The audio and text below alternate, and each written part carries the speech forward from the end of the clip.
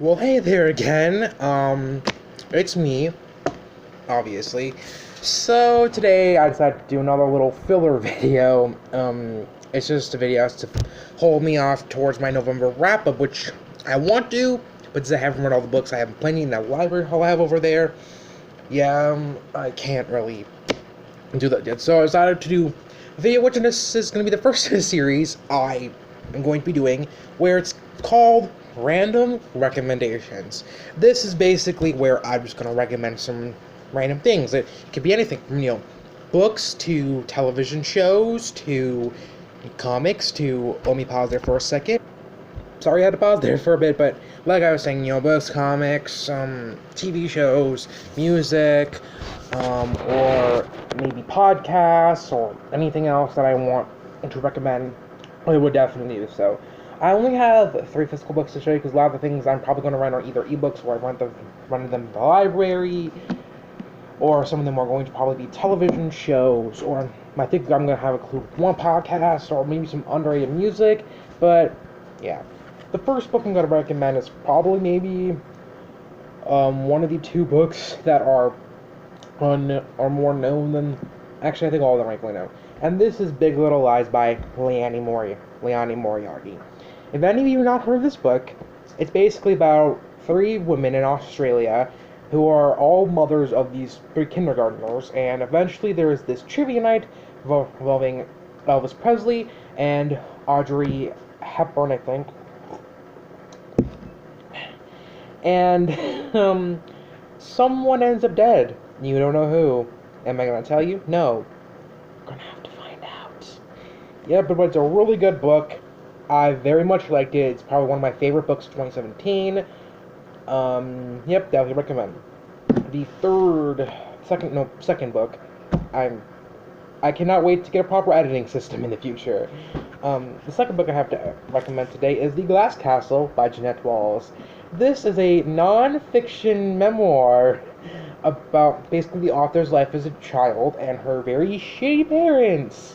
There's a lot of fucked up shit in here that I'm not gonna spoil for you, because obviously this is not a spoiler review. Yep, but I would definitely recommend this. If, damn it.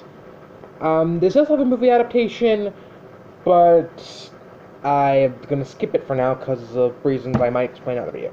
The third book I have to recommend for you today is One of Us is Lying by Karen M. McManus? Yes, Karen M. McManus.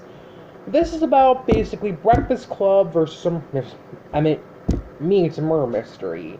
Now, this book has faced some controversy over its handling of mental illness, which I'm not going to say how that ties in the story, because that's going to be a huge spoiler, and also some treatment of sexuality, but I could see where those people are coming from, but overall I actually very much enjoyed this as well. Is it one of my favorite books of 2017? No, it isn't, but I found this to be a very fun and engaging murder mystery, and if you want to maybe look for that, although acknowledging some things might be problematic, yeah, I would definitely recommend giving this one a shot. The rest I'm probably going to recommend on my phone, because I do not physically own these ones, so... yeah, the next one I'm going to have to recommend is a comic. Excuse me if this takes a little while, because I'm trying to search this on my phone. Let me pause there. I'm back here again, after another pause. This comic series is, it's pretty well known, but there's another comic series which here on the internet is very much more popular than this one. And that is The Last Man by Brian K. Vaughan, illustrated by various illustrators. If none of you know about this comic series is basically about all the men all of a sudden die except for one, and there's just a bunch of women left. The main character is named Yorick Brown, and he has a pet male monkey named Ampersand, and he eventually ends up having to team up with Agent 55 and at Dr. Allison Mann, and basically go out the journey to find a cure, or I think her lab.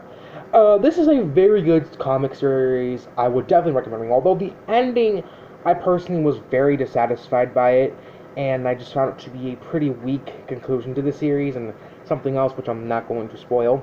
But yeah, despite a kind of lackluster ending, I very much enjoyed the series, and I would definitely recommend it. So, go check it out.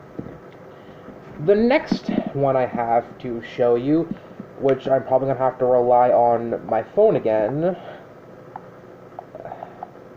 Damn it, let me pause again.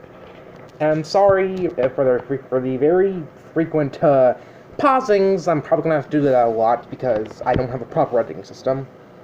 And I'm pretty sure you don't want to watch me awkwardly glance at my phone. But the next television show I have to recommend is Glitch, which is an Aussie show, along with another Aussie show titled Clever Man, and wait, this is coming off as awkward. Oh, and here's a picture of Clever Man, another Australian show. Both of these shows are available on Netflix. The second season of Glitch is coming out very soon, and the second season of Clever Man has already aired. I have only watched the first 2 episodes, but due to something which I might explain in another video, I wasn't able to watch the rest of the second season of Clever Man. But both these are 2 Australian shows, which they're both very different. Clever Man is a sci-fi dystopian series about these 2 Aboriginal Australian brothers. One inherits powers from a dead relative, and another is a businessman who was an activist for these people called the subhumans, which they basically resemble Neanderthals. And it's about, that and this conflict between the government and Neanderthals, and it is a metaphor for racism and xenophobia. But I do have a review on IMDb, which I did kind of agree on some points, that being black and white, but I'll probably explain that in another video, where I might talk about it a little bit more in detail. And Glitch is a show about two people named James and Alicia. They're a cop and a doctor who find 6 of their residents coming back from the dead. And it's basically about them and trying to find out how the people came back and what might be the cause of it, and whatever it is.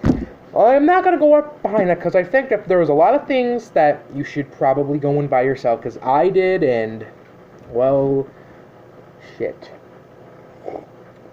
It's probably one of my favorite shows I've seen so far this year. But both of them are available on Netflix. Both the seasons are pretty short. They're 6 episodes long, although the episodes can range on a span of 50 minutes. I would definitely recommend both these shows because they are very good shows. The next one, sorry, I'm gonna have to pause again. Sorry that I'm pausing constantly. I can't wait to get myself a proper editing process and learn how to edit in the future, because these awkward pauses and these little things are probably going to be awkward. The next is a singer named Natalie Taylor. I found her to be a very underrated singer because her music, I heard it on Tech Catfish the first time, but her music is beautiful. I love a lot of her songs. She doesn't really upload that much and doesn't really come out with music. She only comes out with music from time to time, which is sad, but go check out her channel, even though it's not really active. I definitely recommend it because her songs, like from the range of Come to This, Control, Wildfire, Surrender, Different Animal, all of those, a lot of our songs are just fantastic. I love a lot of her music. The next one I could have searched this up, but I'm not going to, along with a few other things, is basically this whole genre of things titled Scary Story Readings, which are basically creepypastas, except most of the time they're true, although some of them do take fictional stories. I'm gonna have to adjust this a little bit more. Basically, they range from most of the ones, the ones I'm going to recommend are mostly YouTube channels, but I also have one podcast. The first one is Mr. Nightmare, who introduced me into the genre. Second is Blue Spooky. Third is Black Eyed Blonde. Fourth, The Southern Cannibal, and the 5th is a podcast titled the No Sleep Podcast. All of these take stories either from subscribers, or off of Reddit, or off of other miscellaneous sources. Basically, they just read a bunch of scary stories, mostly true, or at least plausibly true, although if you're a skeptic, you're probably going to be annoyed, because they do make true ghost stories, which I know there's a lot of people who are skeptical and don't believe in ghosts. For me, I'm personally neutral on that. But if you want a good fright, check out all of these people. Although the four of the ones, Mr. Nightmare, Blue Spooky, Black Eyed Blind, and Silver Cannibal, they're probably more easier to find here on YouTube because they're here on YouTube. They have videos for you to check out.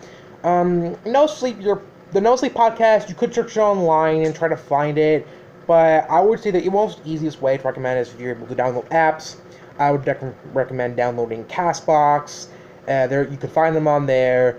Trust me, their stories are creepy. Although, beware if you're gonna go into the first episode of No Sleep. Beware for the first story, because the first story was way more intense than I was expecting it to be. Yeah. So, that's it for today. I thank you for watching, I guess. If you are watching this, I will come back for another video, probably the other month for my November wrap-up. Hopefully less awkward. I'm probably gonna cringe at these in the future. Anyways, bye. My little baby, he's petting the camera. Oh, sorry, accidentally pressed the pause button.